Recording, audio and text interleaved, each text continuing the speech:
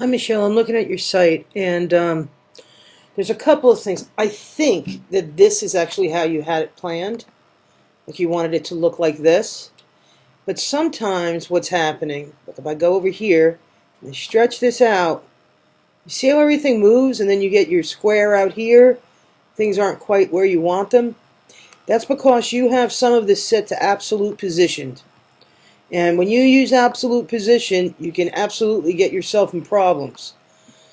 So I'm going to recommend a tool to you called Firebug. Okay, you can get it at firebug.com, and you just once you have it installed, you just click on this little icon, the second one in from the left, and you can start to look at the way these divs are all set up. So there's my container div, which has a relative position and a width of 1,000. Okay, fine. We then have a necklace with an absolute position, and that allows it to move within that container. However, the necklace would need to be inside of that relative positioned container in order for it to maintain this relationship that you defined here.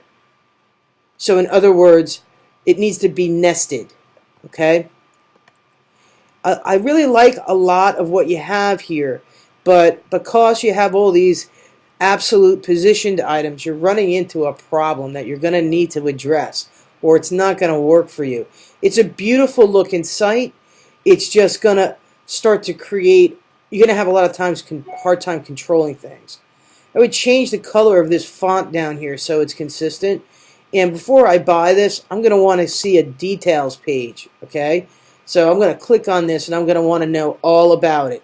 What you have is soft pink tones. What kind of stones are they? How big are these pearls?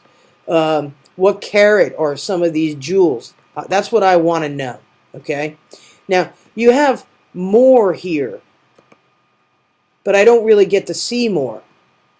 Oh, I do. Okay, good. Okay, good.